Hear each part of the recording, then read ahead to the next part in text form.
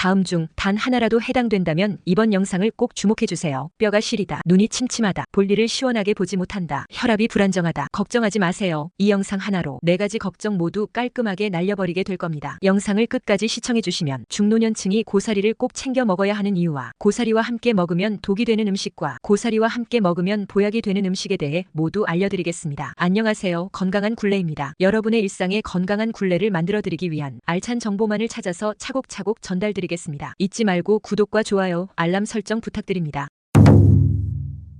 한의학에서 고사리는 달콤하면서도 약간 쓴맛을 지닌 식물로 찬 성질을 가지고 있어 위와 장의 열을 내려주고 이뇨 작용을 돕는 것으로 알려져 있습니다.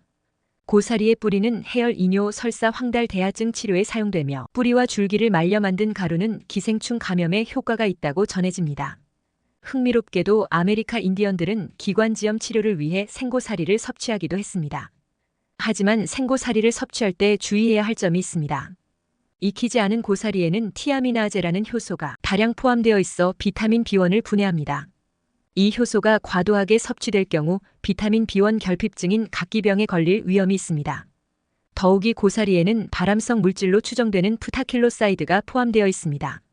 이러한 점을 고려할 때 고사리를 안전하게 즐기기 위해서는 반드시 익혀서 섭취하는 것이 중요합니다. 이렇게 섭취 방법에 따라 독이 되기도 하고 보약이 되기도 하는 고사리가 특히 중노년층에게 필요한 영양소들이 풍부하다는 것을 알고 계셨나요? 지금부터 중노년층이 고사리를 꼭 챙겨 먹어야 하는 이유 4가지를 알려드리겠습니다. 첫째, 고사리는 뼈 건강에 탁월합니다. 고사리는 뼈 건강에 중요한 역할을 하는 칼슘과 마그네슘을 포함하고 있습니다. 칼슘은 뼈의 주성분으로 뼈의 강도를 유지하고 성장에 필수적입니다. 성장기에는 물론 성인이 되어서도 꾸준한 칼슘 섭취가 필요합니다. 충분한 칼슘이 공급되지 않으면 뼈가 약해지고 골밀도가 감소하여 골다공증의 위험이 증가할 수 있습니다. 마그네슘 또한 뼈 건강에 중요한 미네랄로 칼슘의 대사에 필수적입니다. 마그네슘은 뼈의 구조를 유지하는 데 기여하며 칼슘과 함께 작용하여 뼈 형성을 촉진합니다. 연구에 따르면 마그네슘의 부족은 골밀도 감소와 관련이 있으며 이는 골다공증의 위험을 증가시킬 수 있습니다. 고사리를 섭취함으로써 이 2가지 영양소를 동시에 보충할 수 있어 뼈를 강화하고 골다공증 예방에 효과적입니다. 둘째, 고사리는 눈 건강에 탁월합니다. 고사리는 시력 보호에 중요한 역할을 하는 비타민 A를 풍부하게 함유하고 있습니다. 비타민 A는 눈의 건강에 필수적인 영양소로 망막에서 로뎁신이라는 색소를 생성하는 데 필요합니다. 이 색소는 빛을 감지하고 시각 정보를 뇌로 전달하는 데 중요한 역할을 합니다. 따라서 비타민 A가 부족하면 야맹증과 같은 시력 문제를 경험할 수 있습니다. 고사리는 또한 카로티노이드라는 항산화 물질을 포함하고 있습니다. 특히 베타카로틴이 풍부한데 이는 체내에서 비타민 A로 전환되어 눈의 건강을 지키는 데 기여합니다. 카로티노이드는 눈의 망막을 보호하고 노화로 인한 황반변성 같은 질환의 위험을 줄이는 데 도움을 줄 수 있습니다. 여러 연구에서는 카로티노이드가 시력 보호 및 눈의 피로 감소에 긍정적인 영향을 미친다는 결과를 보여주고 있습니다. 따라서 고사리를 섭취함으로써 비타민 A와 카로티노이드를 효과적으로 보충할 수 있어 시력을 보호하고 눈 건강을 유지하는 데 큰 도움이 될 수 있습니다. 셋째, 고사리는 변비 예방에 탁월합니다. 고사리에는 식이섬유가 매우 풍부합니다. 식이섬유는 장에서 수분을 흡수하여 부풀어 오르게 만들고 대변의 부피를 증가시킵니다. 이로 인해 장의 연동 운동이 활발해져 대변이 원활하게 배출될 수 있도록 도와줍니다. 고사리에는 특히 불용성 식이섬유가 많이 포함되어 있습니다. 불용성 식이섬유는 장의 건강을 유지하고 소화를 촉진하는 데 중요한 역할을 합니다. 이 섬유는 장의 벽을 자극하여 장 운동을 촉진하고 변비를 예방하는 데 효과적입니다. 또한 불용성 식이섬유는 장내 유익균의 먹이가 되어 장내 환경을 개선하고 장 건강을 증진시키는 데 기여합니다. 넷째, 고사리는 고혈압 예방에 탁월합니다. 고사리는 칼륨이 매우 풍부합니다. 칼륨은 체내에서 나트륨의 배출을 촉진하고 혈관을 이완시키는 데 중요한 역할을 합니다. 고혈압의 주요 원인 중 하나는 체내 나트륨 농도가 높아지는 것이기 때문에 나트륨을 줄이고 칼륨을 충분히 섭취하는 것이 혈압 조절에 매우 중요합니다. 고사리는 저나트륨 식품으로 칼륨과 나트륨의 균형을 맞추는 데 도움을 줍니다. 연구에 따르면 칼륨이 풍부한 식품을 섭취하는 것은 고혈압 예방 및 관리에 긍정적인 영향을 미친다는 결과가 있습니다. 칼륨은 또한 심장 기능을 지원하고 근육 수축과 이완을 조절하여 심혈관 건강을 증진시킵니다.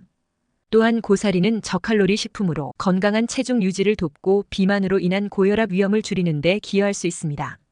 이처럼 고사리는 풍부한 칼륨과 낮은 나트륨 함량 덕분에 고혈압 예방에 효과적인 식품으로 다양한 요리에 쉽게 활용할 수 있어 일상적으로 섭취하기에 적합합니다. 이처럼 고사리는 건강한 영양소를 갖춘 귀한 음식입니다. 하지만 음식은 섭취 방법에 따라 독이 될 수 있는 것처럼 함께 먹는 음식에 따라 독이 될 수도 있습니다. 지금부터 고사리와 함께 먹으면 독이 되는 음식 2가지를 알아보겠습니다. 꼭 집중하여 들어주세요. 고사리와 함께 먹으면 독이 되는 첫 번째 음식은 문어입니다. 고사리는 풍부한 식이섬유를 포함하고 있어 소화가 느리게 이루어집니다. 반면 문어는 단백질이 많아 소화가 빠릅니다. 이처럼 서로 다른 소화 속도가 만나면 소화 과정에서 불편함을 느낄 수 있습니다. 또한 두 식품의 영양소가 서로 상충할 가능성도 있습니다. 고사리는 비타민과 미네랄이 풍부하지만 문어는 오메가3 지방산과 단백질이 주를 이루고 있습니다.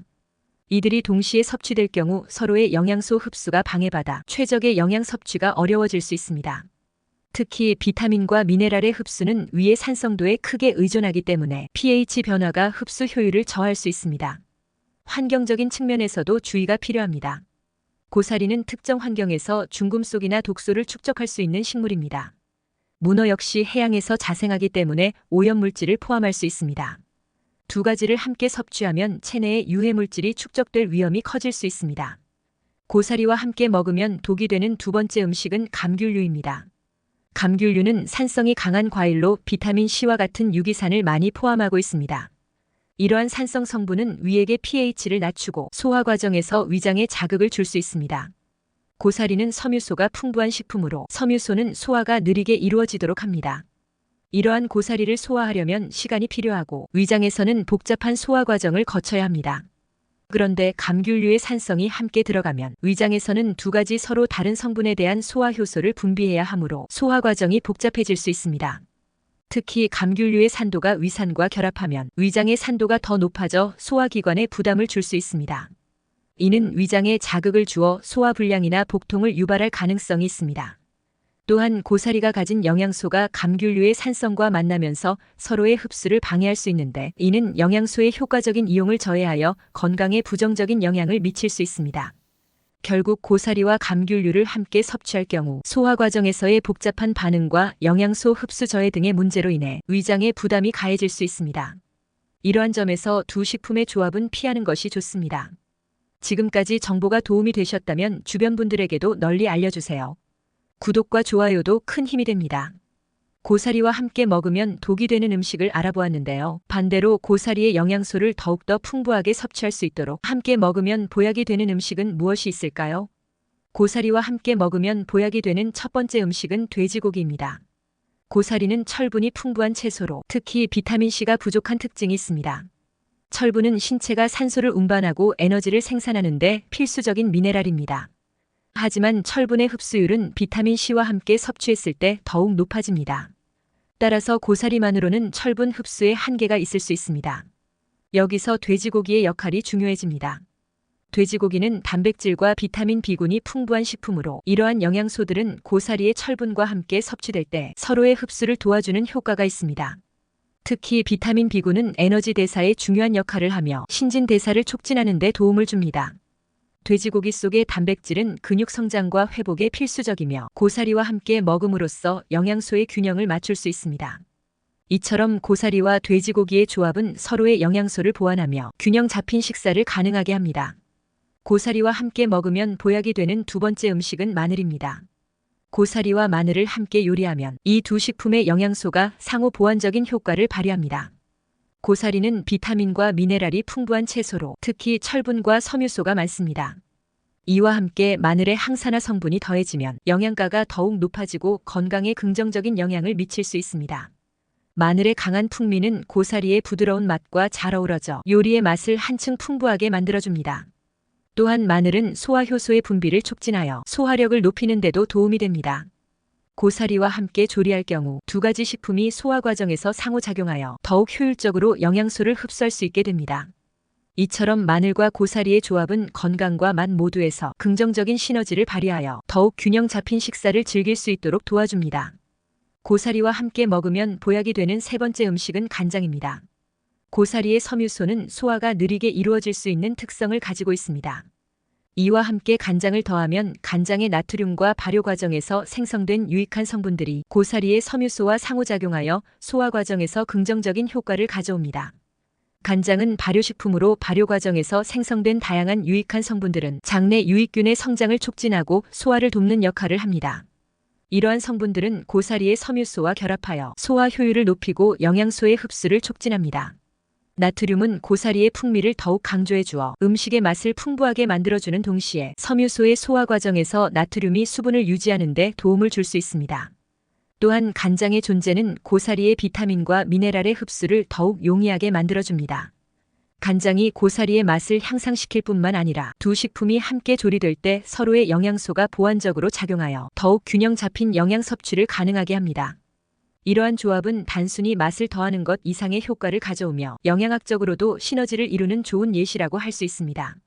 지금까지 고사리의 놀라운 효능과 고사리와 함께 먹으면 독이 되는 음식 그리고 고사리와 함께 먹으면 보약이 되는 음식에 대해 알아보았습니다. 생각보다 우리 주변에는 저렴하지만 건강하고 맛있는 과일과 채소들이 많습니다. 무턱대고 비싼 건강식품을 복용하기 전에 건강한 식재료로 꾸준히 섭취하는 습관을 먼저 가져보면 어떨까요? 앞으로 건강한 굴레 채널에서는 일상에서 쉽게 접할 수 있는 건강한 식재료와 생활 습관에 대한 알찬 정보를 가지고 오겠습니다. 많은 관심 부탁드립니다. 시청해주셔서 감사합니다.